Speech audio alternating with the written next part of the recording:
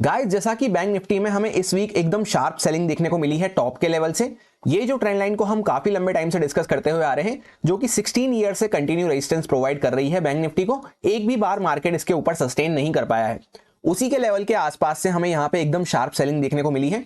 और ये जो पूरा मार्केट ने 5 वीक का कंसोलिडेट कर रखा था, यहाँ पे पूरा एक प्रॉपर रेंज बनती हुई जा रही थी, उसका भी मार्केट ने ब्रेकडाउन कर दिया है। तो यहां से नेक्स्ट वीक के लिए किस तरह से हमारा प्लान रह सकता है, स्पेशली ट्यूसडे को अब हमारा मार्केट ओपन होगा, मंडे को तो हमारी हॉलीडे है राम मंदिर के ओकेजन पे। तो ट्यूसडे के लिए हम किस तरह से इंट्राडे प्लान कर सकते हैं, किस तरह से मोमेंटम प्लान कर सकते हैं, अच्छी ट्रेड प्लान कर सकते हैं, उसके बारे में भी हम कंप्लीट एनालिसिस करने वाले हैं। साथ ही साथ हम ये भी देखने वाले हैं कि ऑप्शंस का ओआई डेटा जो होता है फ्यूचर एंड ऑप्शंस का, वो हमें क्या बोल रहा है, बाकी के एफआईआई डीआईआई प्रो ट्रेडर्स की किस तरह से पोजीशन बन रखी है, उनका किस तरह से माइंडसेट बन रखा है ट्यूसडे के लिए। तो स्वागत है आपका एक और वीकली एनालिसिस वीडियो में, जहां पे हम बैंक निफ्टी को कंप्लीटली स्टडी करने वाले हैं। सबसे पहले हम लोग फ्यूचर एंड ऑप्शंस के डेटा को चेकआउट कर लेते हैं, जिससे कि हमें यह पता चल जाए कि सैटरडे को बाकी के ट्रेडर्स का ट्यूसडे के लिए किस तरह से माइंडसेट बन रहा था। सबसे पहले रिटेल ट्रेडर्स को अगर चेकआउट करते हैं तो इनकी तरफ से बियरिश पोजीशन हमें देखने को मिल रही है, बियरिश साइड पे वॉल्यूम्स हमें देखने को मिल रही है। उसके बाद हम लोग डीआईए ट्रेडर्स को चेकआउट करते हैं तो ना के बराबर इनकी पोजीशंस हैं, जो थोड़ी बहुत पोजीशन से एकदम लाइट है, ना के बराबर, वो बुलिश साइड पे हमें देखने को मिल रही है। एफआईए ट्रेडर्स की अगर हम लोग बात करते हैं तो ये मोस्टली यहाँ पे हमें बुलिश साइड पे ज्यादा वॉल्यूम्स के साथ नजर आ रहे हैं, बियरिश साइड पे एकदम लाइट वॉल्यूम्स है इनकी। उसके बाद प्रो ट्रेडर्स जो हैं वो कंप्लीटली बुलिश हमें देखने को मिल रहे हैं। तो एफआईआई और प्रो ट्रेडर्स को मिला के हमें कंप्लीटली बुलिश माइंडसेट देखने को मिल रहा है। वहीं पर रिटेलर्स जो हैं वो कंप्लीटली बियरिश नजर आ रहे हैं, और डीआईआई को हम इग्नोर कर सकते हैं, उनकी तरफ से कोई वॉल्यूम्स वगैरह ज्यादा है नहीं। अब जैसा कि आपको ये बात पता है कि ये सारी पोजीशंस ही चार्ट को देखते हुए, प्राइस को देखते हुए बनाई जाती है, तो उसको समझना मेन इंपॉर्टेंट हो जाता है कि वहां पे क्या सिचुएशन बन रही है। सबसे पहले हम लोग आ चुके हैं 1 वीक टाइम फ्रेम पे। यहां पे आपको देखने को मिलेगा जैसा कि मार्केट 5 हफ्ते से एक ही रेंज में कंसोलिडेट कर रहा था बैंक निफ्टी का, back to back same level के अंदर में ही हमें क्लोजिंग देखने को मिल रही थी। फाइनली उसका ब्रेकडाउन यहां पे मार्केट ने कर दिया है, और ये जो हमें रेजिस्टेंस की ट्रेंड लाइन देखने को मिल रही थी, जो कि 16 साल से कंटिन्यू रेजिस्टेंस प्रोवाइड कर रही है, अभी भी अच्छे से वर्क करती हुई नजर आ रही है। वहीं से एग्जैक्टली मार्केट ने वापस से यहाँ पे सेलिंग दिखाई है। काफी अच्छे पॉइंट्स की हमें सेलिंग देखने को मिल रही है, काफी बड़ी कैंडल है जिसका एकदम हायर साइड निकल के आता है 48,305 के आसपास, और लो निकल के आता है 45,430 के आसपास। यानी ऑलमोस्ट टॉप से अगर हम लोग देखेंगे तो 2000 पॉइंट्स के आसपास, 1900 पॉइंट 2000 पॉइंट्स के आसपास हमें सेलिंग देखने को मिली है। और उसके बाद मार्केट ने जो क्लोजिंग करी है वो हल्का सा ऊपर करी है 46,058 के आसपास। जहां पे हमें क्लोजिंग देखने को मिल रही है वो ऐसा लेवल है जहां पे पहले मार्केट रेजिस्टेंस फेस कर रहा था इस तरह से। ये जो पूरा जोन है, यहाँ पे पहले मार्केट आया, रेजिस्टेंस फेस करा, दूसरी बार रेजिस्टेंस फेस करा, अभी तीसरी बार ये इस तरह से सपोर्ट की तरह से काम कर रहा है। उसके नीचे ड्यूरिंग द वीक हम गए थे, पर क्लोजिंग उसके ऊपर ही कहीं ना कहीं हमें देखने को मिल रही है। तो नेक्स्ट सेलिंग का मोमेंटम तो अब हमें जब भी देखने को मिलेगा जब मार्केट 45,430 जो कि इस वीक का लो है उसके नीचे जाना चालू करता है। तब फिर क्या होगा, जो यहाँ पे सपोर्ट प्रोवाइड करने आए हैं, जो भी बायर्स वगैरह आए हैं, ये देखते हुए कि पहले ये रेजिस्टेंस था, अभी सपोर्ट बन चुका है, तो उनकी सबकी होप, उनकी सबकी पोजीशंस वगैरह जब भी कटना चालू होगी जब मार्केट वापस से इस वीक का लो क्रॉस करता है। और इस वीक का लो ऐसा है, ये जो आपको कैंडल देखने को मिल रही है यहाँ पे ग्रीन कैंडल, उसके नीचे एक बड़ा सा गैप भी हमें पेंडिंग देखने को मिल रहा है। यानी काफी अच्छे बड़े गैप के साथ यहाँ पे मार्केट ऊपर ओपन हुआ था और उसके बाद कंटिन्यू भागता रहा था। अभी एग्जैक्टली गैप की हायर साइड पे ही हम सपोर्ट लेके खड़े हुए हैं। तो इसके नीचे निकलते हैं तो ये पूरा गैप भी हमें फिल होता हुआ नजर आ सकता है, जो कि अच्छे खासे 500 पॉइंट के आसपास का गैप है। उसके बाद हम यहाँ पे आ सकते हैं 44,950 से लेकर 45,000 की रेंज में, इसके आसपास हमें गैप पूरा फिल होता हुआ नजर आएगा। वहीं पे सपोज करते हैं मार्केट कोई गैप अप खुल गया या इस कैंडल के बीच में ही घूमता रहा, तो इसमें धीरे धीरे करता हुआ ऊपर जाएगा। अगर ऊपर जाता भी है तो यहाँ पे बीच में हमें चॉपी मोमेंटम देखने को मिलेंगे, क्योंकि वीकली कैंडल के अंदर में हम बने हुए रहेंगे। जैसा कि काफी बड़ी कैंडल हमें देखने को मिल रही है, तो नेक्स्ट वीक हाई चांसेस हो जाते हैं, अगर मार्केट इसका लो ब्रेकडाउन नहीं करता है तो इसके बीच में ही इनसाइड कैंडल हमें देखने को मिल सकती है।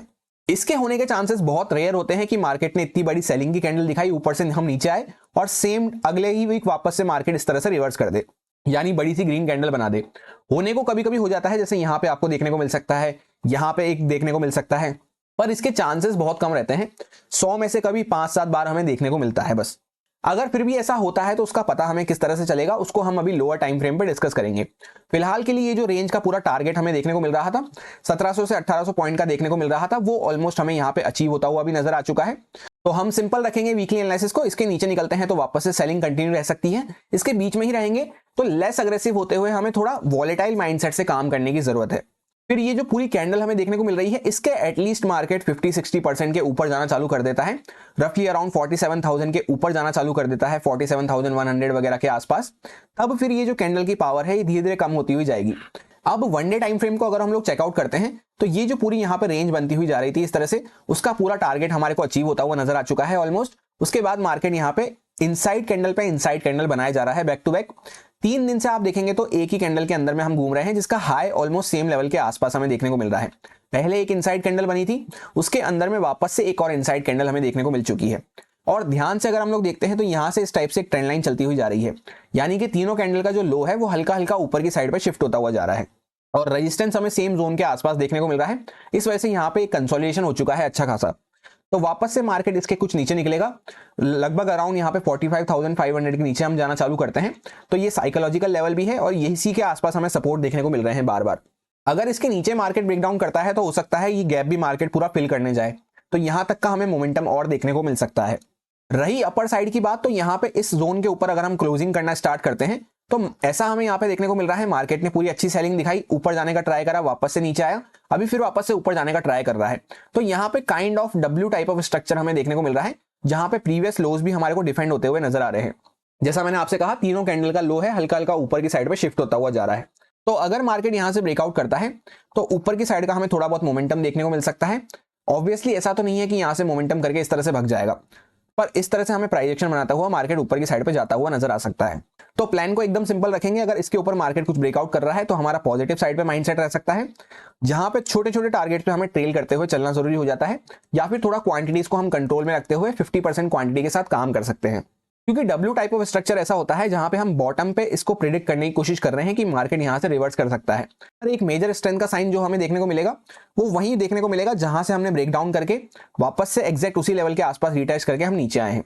जैसा कि ये पूरी रेंज में पहले बायर्स ने मार्केट को संभाल रखा था इस तरह से, उसका ब्रेक डाउन करके अभी वो इंपॉर्टेंट रेजिस्टेंस हमारे लिए हो चुका है, उसी को टच करके वापस से यहाँ पे सेलिंग हमें देखने को मिली है। तो सपोर्ट जो बना हुआ था वो रेजिस्टेंस बन चुका है, तो इसके ऊपर कुछ मार्केट सस्टेन करना चालू करेगा, तभी वापस से यहाँ पे बायर्स के मन में कॉन्फिडेंस लौटना चालू होगा।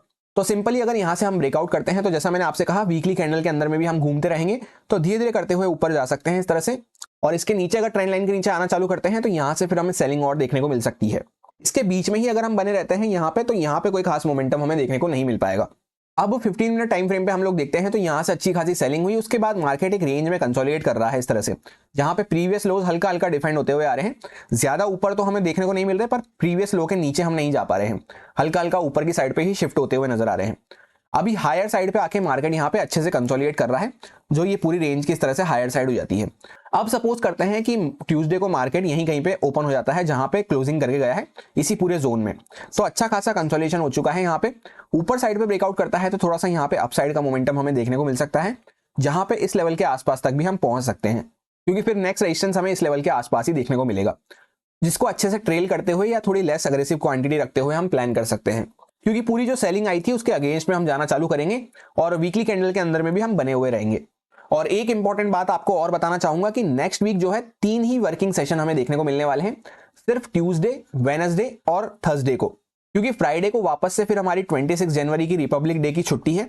तो नेक्स्ट वीक हमें इस बात का भी ध्यान रखना है कि प्रीमियम जो है तेजी से डीके होते हुए नजर आएंगे। 3 ही वर्किंग सेशन क्योंकि हमें देखने को मिल रहे हैं, तो टाइम वैल्यू जो है कम हमें देखने को मिल रही है। तो अगर हम वैसे भी अगेंस्ट द मोमेंटम प्लान कर रहे हैं, अगेंस्ट द ट्रेंड प्लान कर रहे हैं, कैंडल के अंदर में प्लान कर रहे हैं, तो लेस अग्रेसिव होते हुए काम करना जरूरी हो जाता है। या फिर जैसे जहां पे मोमेंटम रुकता हुआ नजर आए, जैसे यहाँ पे मोमेंटम रुक रहा है, तो इसमें इस तरह का कोई मोमेंटम होता है चॉपी मोमेंटम, तो तेजी से प्रीमियम डीके होते हुए नजर आ सकते हैं, जहां पे मार्केट होल्ड करना चालू करेगा या रेंज बनाना चालू करेगा। वहीं पे सपोज करते हैं थोड़ा सा गैप डाउन अगर मार्केट खुलता है इस लेवल के आसपास या इसके नीचे कहीं पे गैप डाउन खुलता है डायरेक्टली, तब फिर यहाँ पे ये सेलिंग जो है कंटिन्यू रह सकती है, क्योंकि ये पूरे ये लोग यहाँ पे जो बाय करके बैठे हैं ये पैनिक करना चालू करेंगे, तब यहाँ से वापस से हमें सेलिंग देखने को मिल सकती है। अब सपोज करते हैं डायरेक्टली मार्केट कोई बड़ा गैप अप खुल जाता है, तो गैप अप खुलते ही सबसे पहले तो 10, 15, 20 मिनट इनिशियली हमें कुछ भी प्लान नहीं करना है, क्योंकि हम कहां पे गैप अप खुल रहे होंगे, रेजिस्टेंस के आसपास कहीं पे गैप अप खुल रहे होंगे। ये पूरा एक इंपॉर्टेंट रेजिस्टेंस का जोन होने वाला है, क्योंकि इसके ऊपर फिर वापस से काफी बड़ा गैप पेंडिंग पड़ा हुआ है, तो कहीं से भी यहाँ पे सेलर्स भी एक्टिव हो सकते हैं। और मार्केट अगर इसका ब्रेकआउट वगैरह करना चाहता है तो यहाँ पे चॉपी मोमेंटम, जिगजैग मोमेंटम हमें देखने को मिल सकते हैं। यानी ये पूरा ऐसा एरिया हो जाता है जहां पे बायर्स और सेलर्स की फाइट हमें देखने को मिलेगी। तो यहाँ पे मार्केट खुलते ही मैं कुछ भी प्लान करने में इंटरेस्टेड नहीं हूँ, थोड़ी देर वेट करने की मैं कोशिश करूंगा। उसके बाद भी अगर मुझे कुछ प्लान करना है तो एकदम 25-50% क्वांटिटी के साथ मैं प्लान करने की कोशिश करूंगा। फॉर एग्जांपल सपोज करते हैं मार्केट डायरेक्टली गैप अप खुला, तो नीचे निकलना चालू कर रहा है तो मैं सेलिंग में भी इंटरेस्टेड नहीं हूँ, डायरेक्टली ऊपर निकलना चालू कर रहा है तो मैं ऊपर जाने में भी इंटरेस्टेड नहीं हूँ। सेकंड प्राइस एक्शन कुछ इस टाइप से बनेगा या कुछ कंसोलेशन वगैरह करके मार्केट नीचे ब्रेकआउट ब्रेकडाउन करेगा, तभी मैं इंटरेस्टेड रहूंगा छोटे मोटे मोमेंटम के लिए, वो भी क्योंकि यहाँ पे गैप अप खुल के हम ये भी प्लान नहीं कर सकते कि मार्केट डायरेक्टली इस तरह से गिरता हुआ चला जाएगा, या फिर गैप अप खुल के हम ये भी प्लान नहीं कर सकते कि मार्केट सीधा इसको ब्रेकआउट ही कर देगा। ज्यादा बड़ा गैप अप अगर मार्केट खुलता है तो वो हमारे लिए सबसे बेकार रहेगा। बेकार एरिया में हम खुल रहे होंगे, क्योंकि यहाँ पर रिस्क रिवॉर्ड के अकॉर्डिंग, रिस्क मैनेजमेंट के अकॉर्डिंग ना हम डायरेक्टली बाय का प्लान कर सकते हैं ना सेलिंग का प्लान कर सकते हैं। तो थोड़ी देर वेट करके किस तरह से प्राइस एक्शन फॉर्म हो रहा है, उसके बाद ही हम सेकंड प्राइस एक्शन पे कुछ एक्शन ले पाएंगे, वो भी एकदम लेस अग्रेसिव होते हुए, कम क्वांटिटी के साथ छोटे टारगेट्स प्लान करते हुए। ये सारे कुछ इंपॉर्टेंट लेवल्स होने वाले हैं जिन पे मैं ट्रेडिंग करते टाइम फोकस रखूंगा ट्यूसडे को। यहाँ पे अपर साइड पे 46,180 से लेकर 200 की रेंज में हमें एक इंपॉर्टेंट रेजिस्टेंस देखने को मिल रहा है, जहां पे back to back multiple time हम रेजिस्टेंस फेस कर चुके हैं। उसके ऊपर 46,390 के आसपास एक लेवल है, उसके ऊपर 46,570 के आसपास, उसके ऊपर सीधा फिर यहाँ पे 46,900 के आसपास एक रेजिस्टेंस हमें देखने को मिलेगा। डाउन साइड पे अगर हम लोग बात करते हैं तो एक माइनर सा लेवल हमें यहाँ पे 45,730 के आसपास देखने को मिल रहा है। इसी के आसपास ये ट्रेंड लाइन भी हमें चलती हुई नजर आ रही है। उसके नीचे 46,500 का साइकोलॉजिकल लेवल निकल के आता है। उसके नीचे माइनर सा यहाँ पे हम लेवल मार्क कर सकते हैं बीच में 45,200 का, क्योंकि काफी बड़ा यहाँ पे फिर गैप पेंडिंग है, तो ऐसा यहाँ पे बीच में तो कोई लेवल नहीं है। 45,200 को सिर्फ हम मार्क कर सकते हैं ऐसे ही बीच में अगर लेवल लगाना हो तो। फिर ये जो पूरा जोन निकल के आएगा 45,000 से लेकर 44,950 के आसपास, यहाँ पे हमें पूरा गैप फिल होता हुआ नजर आएगा। उसके नीचे सीधा 44,760 के आसपास एक सपोर्ट हमें देखने को मिल सकता है। कितने लोग ऐसे हैं जो फिन निफ्टी की एक्सपायरी को ट्रेड करना पसंद करते हैं, जैसा कि अब मार्केट सीधा फिन निफ्टी की एक्सपायरी को ओपन होगा, तो अगर आपको उसका एनालिसिस चाहिए तो कमेंट करके बता सकते हैं। सफिशिएंट लोग अगर होंगे तो मंडे को फिन निफ्टी का एनालिसिस मैं अपलोड कर दूंगा। यही मेरा सिंपल सा प्लान था बैंक निफ्टी के लिए, जो आपके साथ प्योरली एजुकेशन एक्सपीरियंस पर्पस से शेयर किया गया है, सारे लॉजिक्स एंड रीजंस को एक्सप्लेन करते हुए। अब अगर आपको अच्छा लगे, आपको समझ में आया हो, तो आप इसको यूज में ले सकते हैं अपने रिस्क पे, अपने प्रॉपर रिस्क मैनेजमेंट को फॉलो करते हुए, अच्छे से स्टॉप लॉसेस को फॉलो करते हुए। Happy Tuesday, thank you.